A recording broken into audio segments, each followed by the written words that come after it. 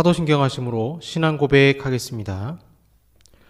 전능하사 천지를 만드신 하나님 아버지를 내가 믿사오며 그 외아들 우리 주 예수 그리스도를 믿사오니 이는 성령으로 잉태하사 동정녀 마리아에게 나시고 본디오 빌라도에게 고난을 받으사 십자가에 못 박혀 죽으시고 장사한 지 사흘 만에 죽은 자 가운데서 다시 살아나시며 하늘에 오르사 전능하신 하나님 우편에 앉아 계시다가 저리로서 산자와 죽은 자를 심판하러 오시리라.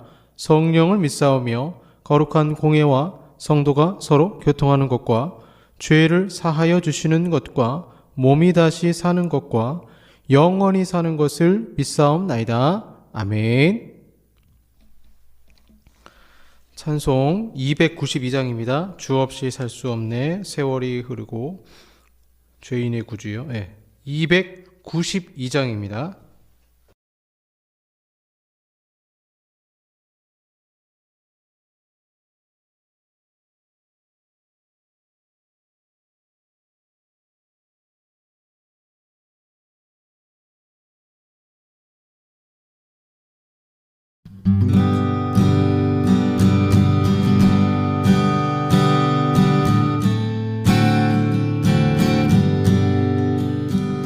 주 없이 살 수 없네, 죄인의 구주여.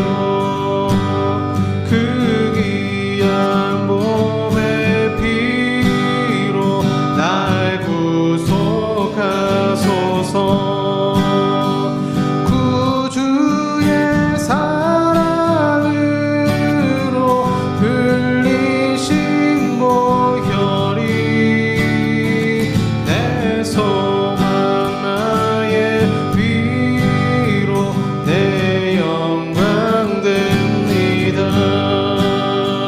주 없이 살 수 없네, 내 혼자 못 서리.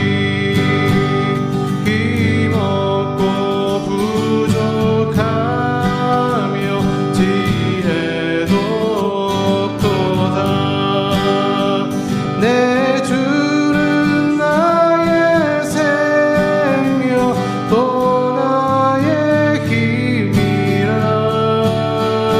주님을 의지하여 지혜를 얻으리.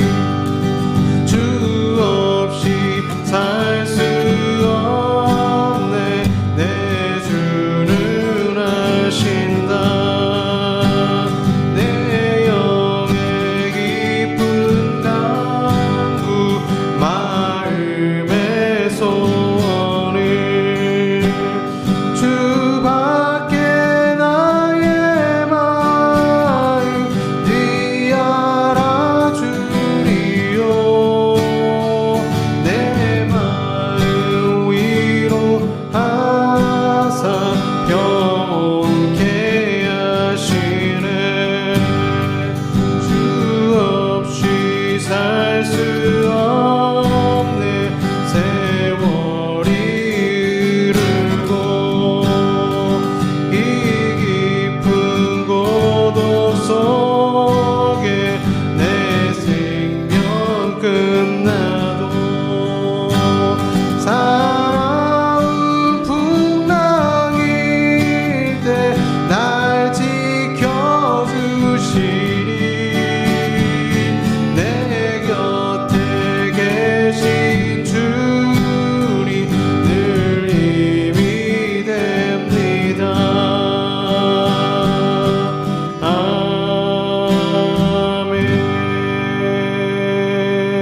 아멘. 기도하겠습니다.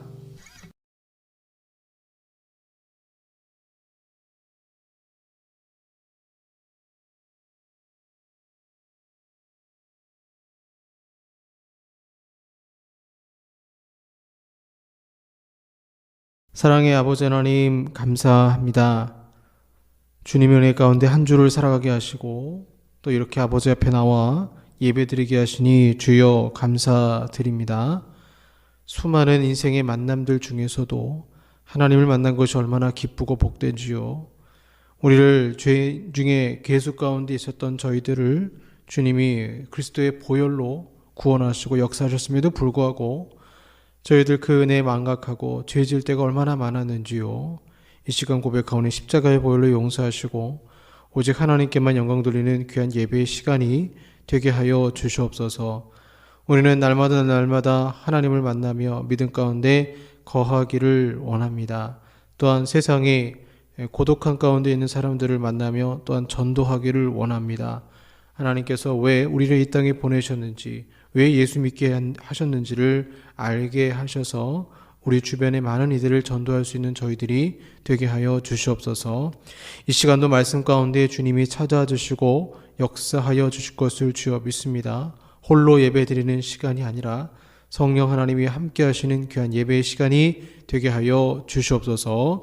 예수님 이름으로 기도합니다. 아멘.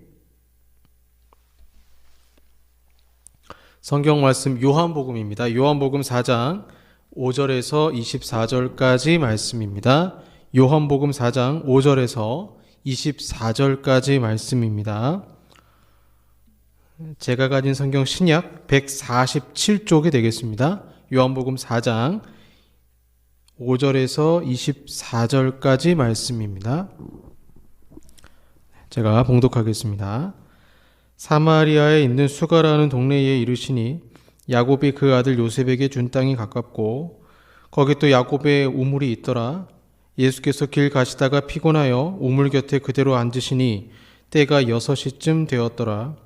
사마리아 여자 한 사람이 물을 길러 왔음에 예수께서 물을 좀 달라 하시니 이는 제자들이 먹을 것을 사러 그 동네에 들어갔음이로라. 사마리아 여자가 이르되 당신은 유대인으로서 어찌하여 사마리아 여자인 나에게 물을 달라 하나이까 하니 이는 유대인이 사마리아인과 상종하지 아니함이로라. 예수께서 대답하여 이르시되 내가 만일 하나님의 선물과 또 내게 물을 좀 달라 하는 이가 누구인 줄 알았더라면 내가 그에게 구했을 것이요 그가 생수를 내게 주었으리라. 여자가 이르되 주여 물 기를 그릇도 없고 이 우물은 깊은데 어디서 당신이 그 생수를 얻겠사옵나이까? 우리 조상 야곱이 이 우물을 우리에게 주셨고 또 여기서 자기와 자기 아들들과 짐승이 다 마셨는데 당신이 야곱보다 더 크니까? 예수께서 대답하여 이르시되 이 물을 마시는 자마다 다시 목마르려니와 내가 주는 물을 마시는 자는 영원히 목마르지 아니하리니 내가 주는 물은 그 속에서 영생하도록 솟아나는 샘물이 되리라. 여자가 이르되 주여 그런 물을 내게 주사 목마르지도 않고 또 여기 물 기르러 오지도 않게 하옵소서. 이르시되 가서 내 남편을 불러오라. 여자가 대답하여 이르되 나는 남편이 없나이다. 예수께서 이르시되 내가 남편이 없다는 말이 옳도다.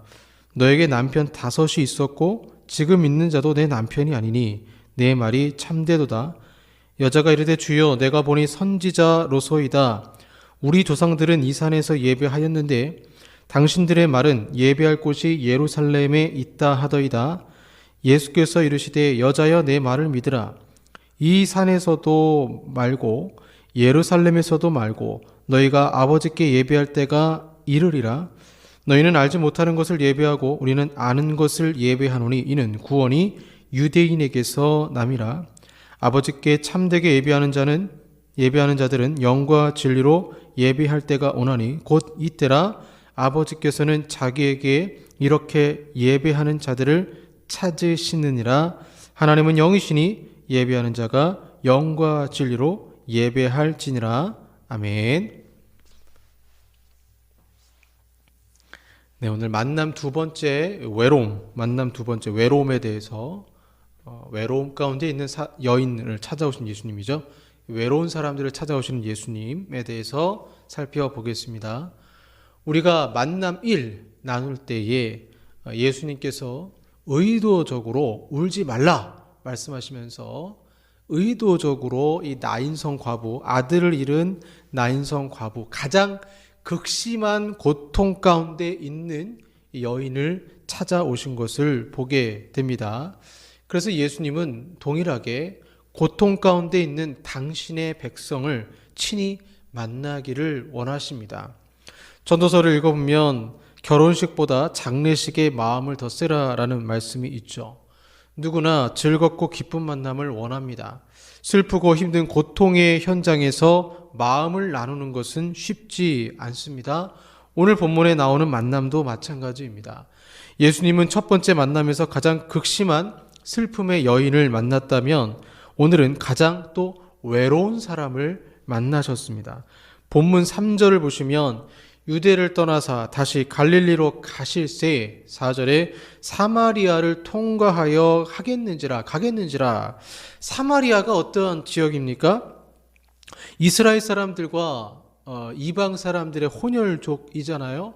그래서 BC 722년에 아수르에 의해서 나라가 북이스라엘이 망했을 때 그때 아수르의 정책이 뭐였냐면 유대인들이 아니죠. 이스라엘 사람들, 북이스라엘 사람들을 자기 본국으로 또는 이방 나라로 흩어지게 해서 또는 외국인들이죠. 이방인들을 다시 이스라엘 땅으로 들어오게 해서 혼혈족을 만들어 버리게 하는 정책을 폈습니다.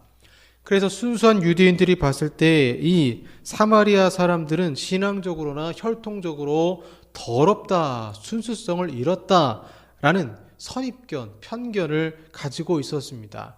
그래서 아무리 내가 가는 목적지가 사마리아를 통과해서 가는 길이 빠르다 할지라도 일부러 먼 길을 돌아간 것이었죠.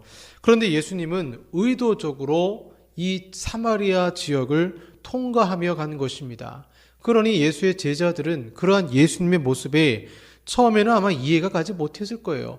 왜 굳이 예수님 이 더러운 지역을 통과하시려고 하십니까?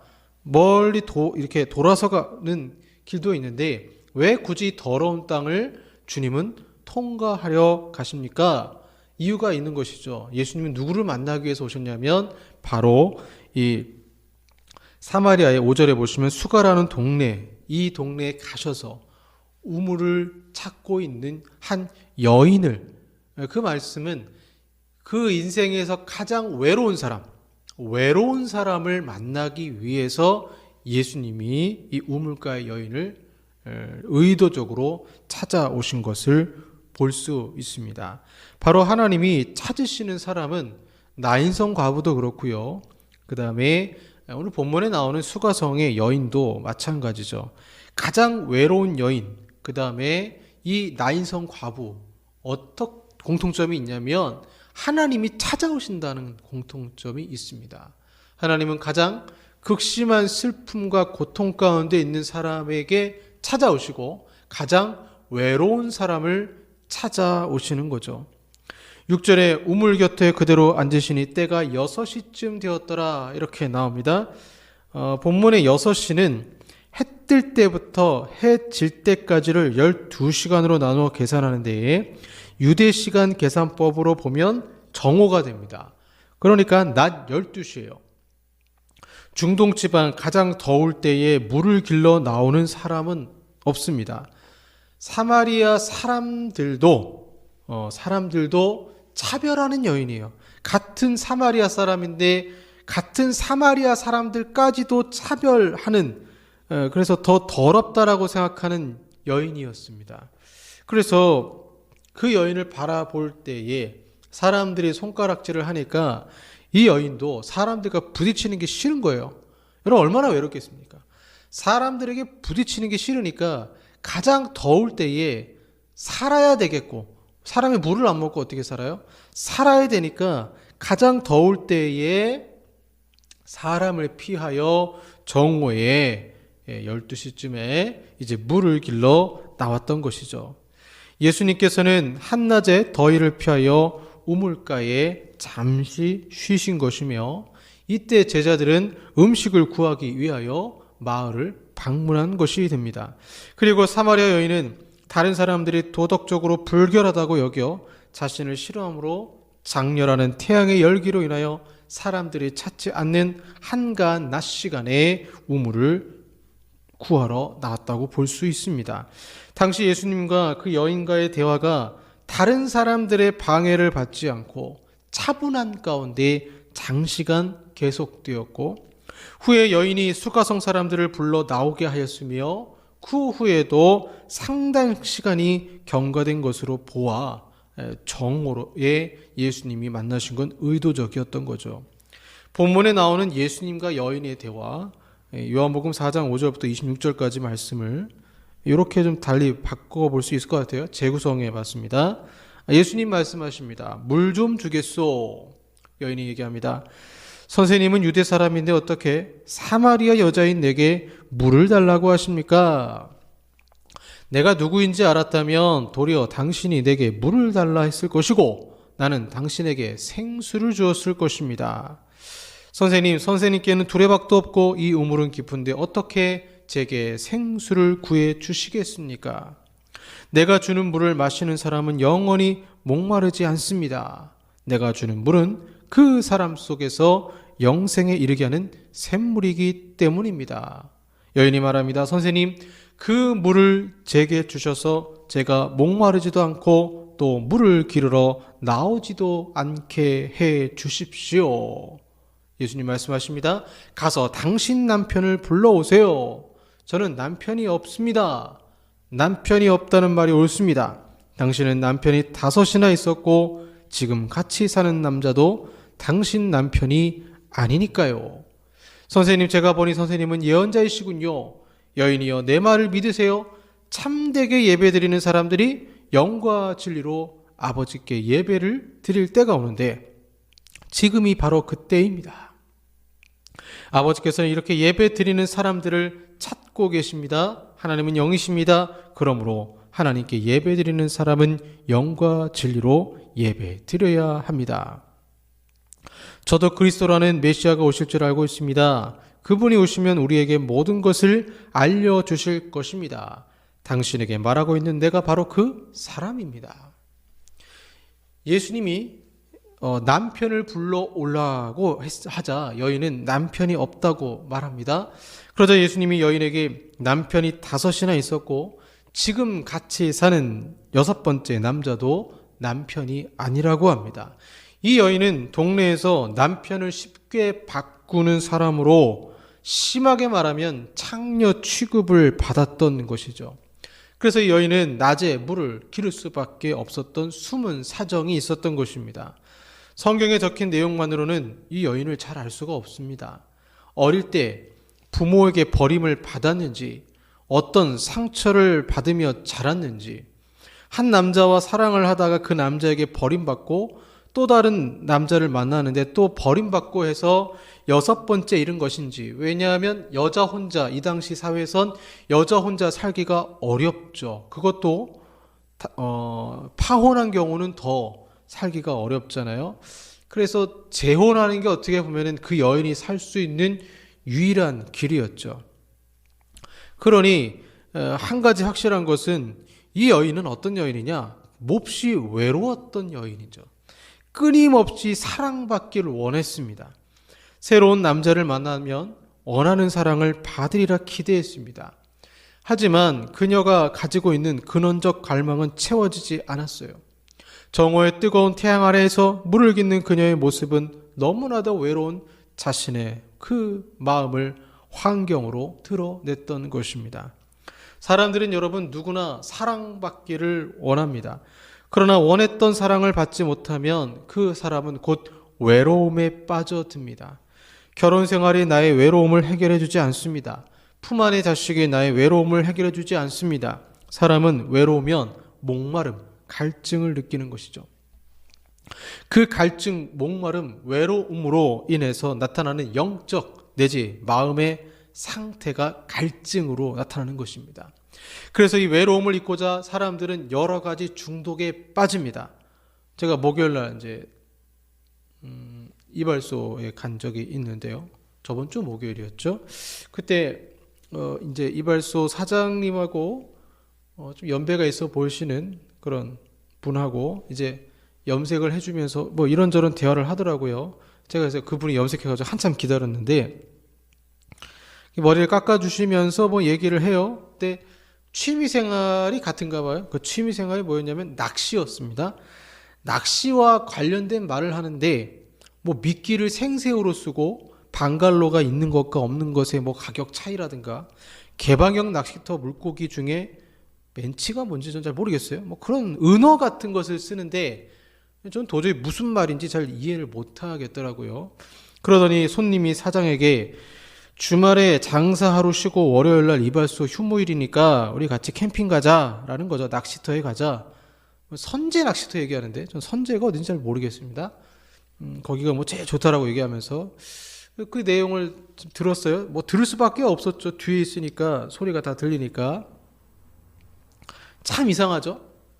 보통 이 남자가 외로우면 어떻게 합니까? 뭐 운동을 한다거나 친구를 만난다거나 가족들하고 캠핑을 간다거나 하는데 낚시를 간다. 여러분 이건 낚시 가는 거 이해 가시나요?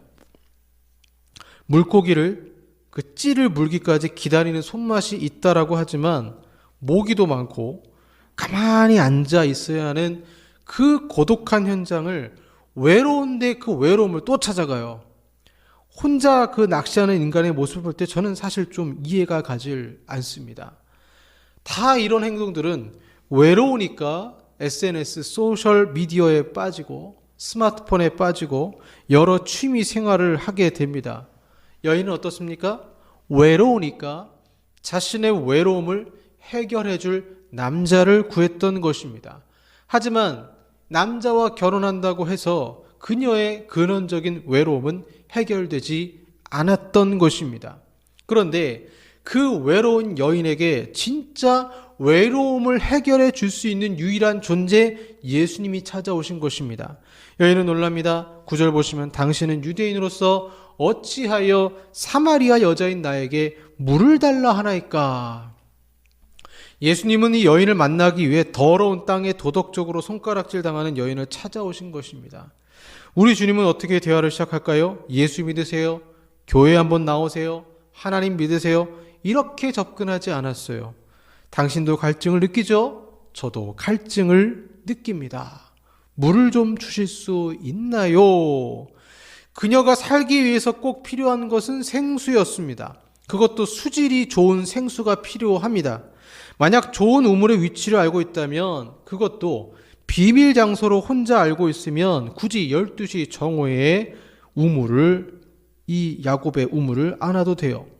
예수님이 새로운 위치의 장소만 알려주면 서늘한 시간에 물을 뜨러 와도 되니까 예수님께 그 우물의 위치를 알려달라고 한 것입니다.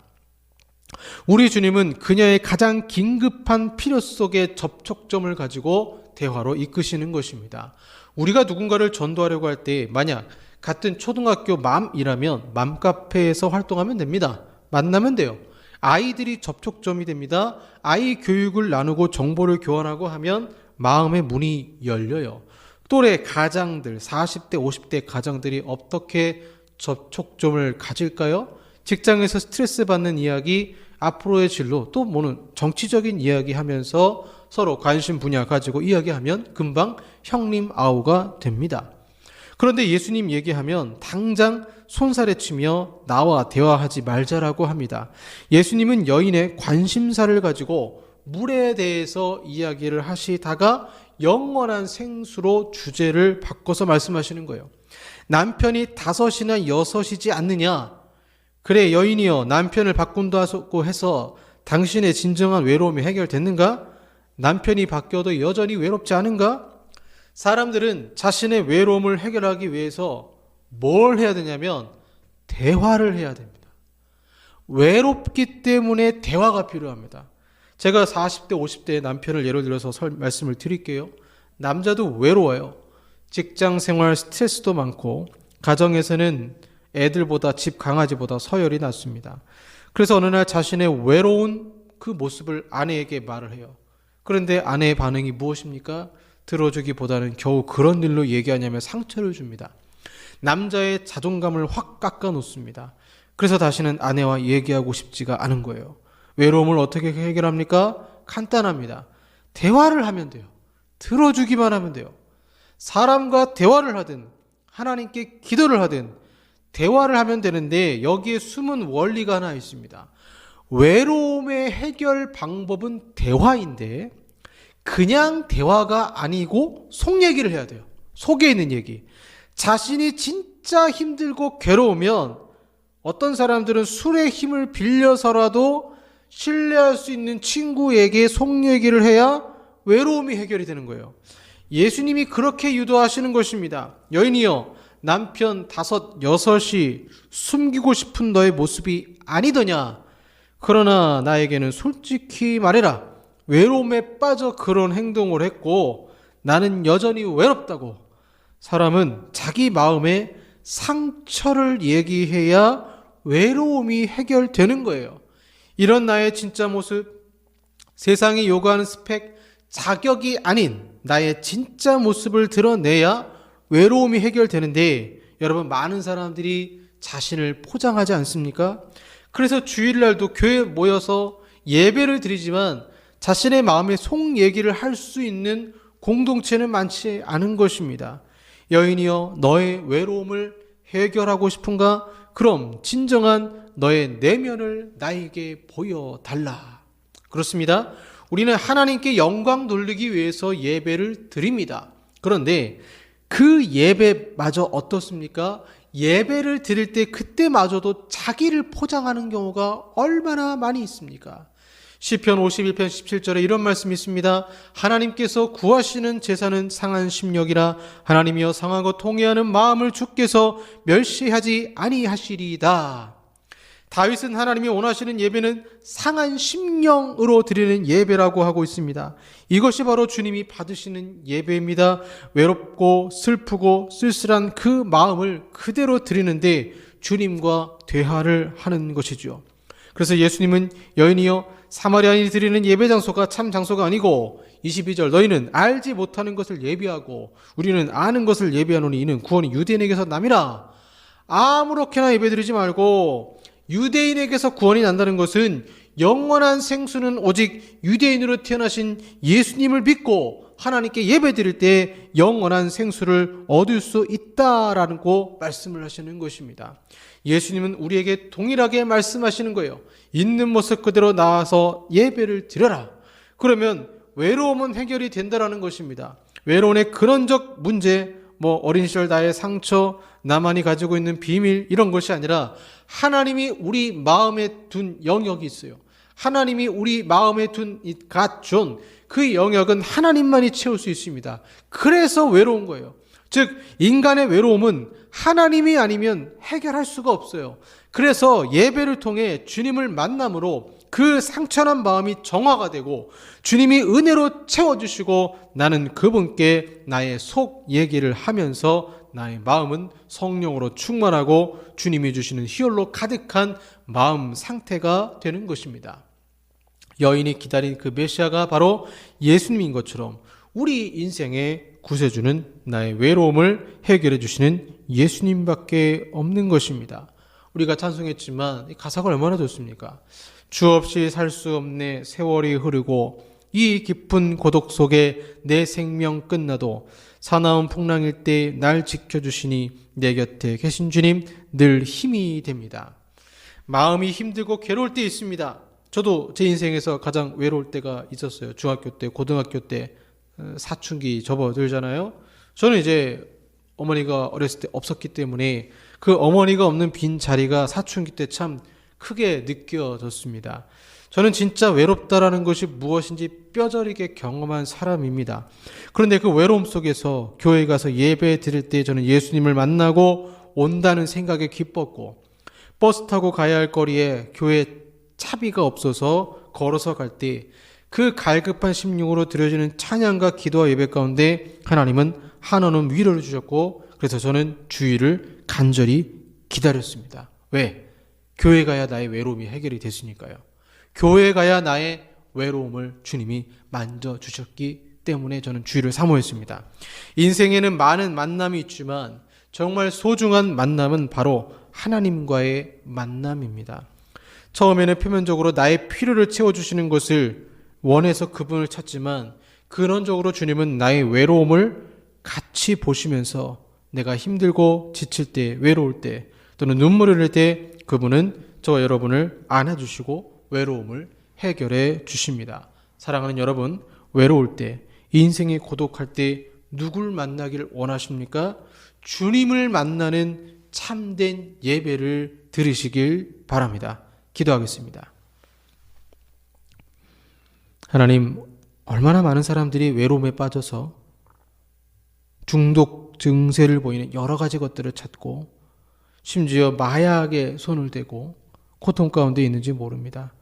우리 인생의 진정한 외로움, 하나님이 아니면 해결할 수 없음을 주님께 고백합니다. 이 여인의 마음에 영원한 생수를 솟아오르게 하신 아버지 하나님의 그 은혜가 우리들에게도 동일하게 있기를 주여 원합니다. 먹으면 먹을수록 갈급한 세상 것이 아니라 마시면 마실수록 넘쳐나는 그 은혜가 우리 마음속에 솟아나게 하시고 그런 외로움을 해결해 주시는 그 하나님께 온전한 예배드리는 저희들이 되게 하여 주시옵소서. 예수님 이름으로 기도합니다. 아멘. 찬양하시겠습니다. 우물가의 여인처럼 난 구했네 헛되고 헛된 것들을.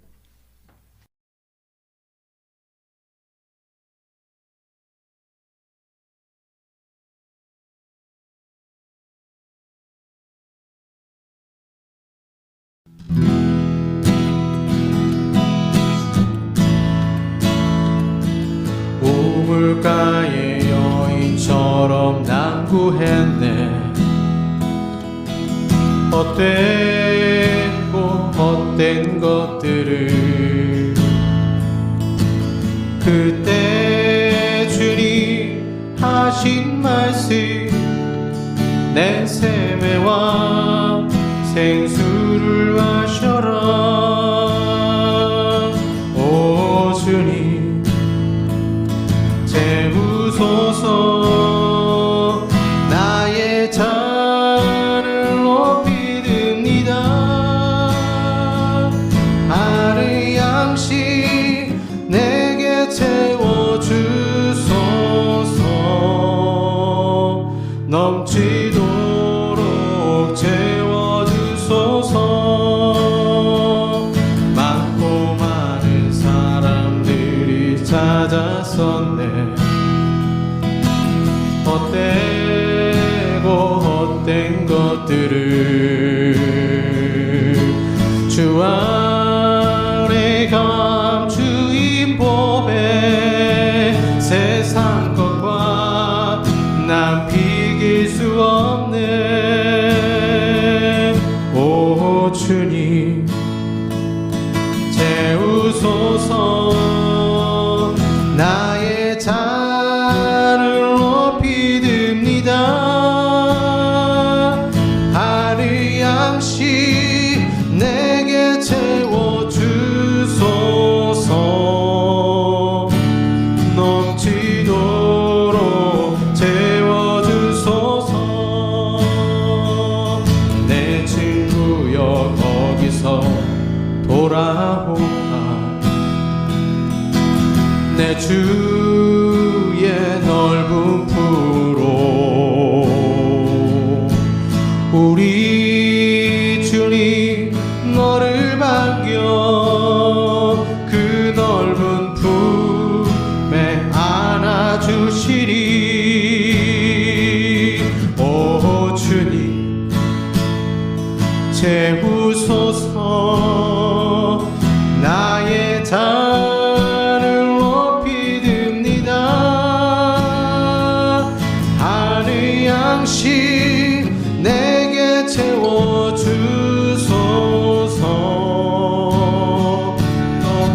넘치도록 채워주소서. 오 주님 채우소서. 나의 잔을 높이 듭니다. 하루의 양식 내게 채워주소서. 넘치도록 채워주소서.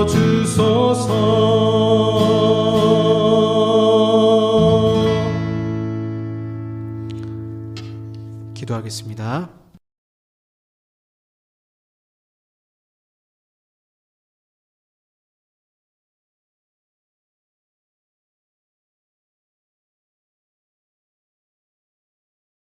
하나님, 외로움 가운데 있는 우리들을 그냥 두지 아니하시고 우리를 사랑하시고 구원해 주심을 주여 믿습니다.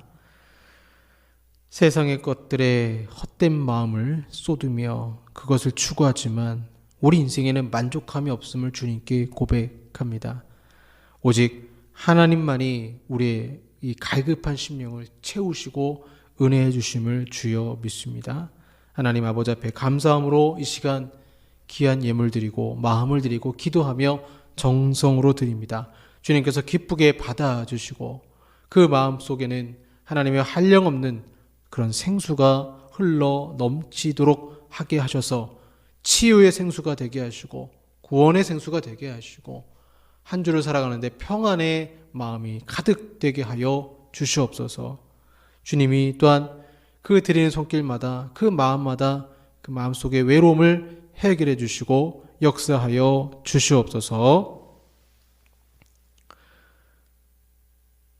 지금은 우리 구주 예수 그리스도의 은혜와 성부 하나님의 사랑하심과 성령 하나님의 교제교통 역사하심이 영원한 생수로 목마르지 아니하고자 하는 우리 사랑하는 성도들과 한국 교회 위에 영원토록 함께 있을지어다. 아멘.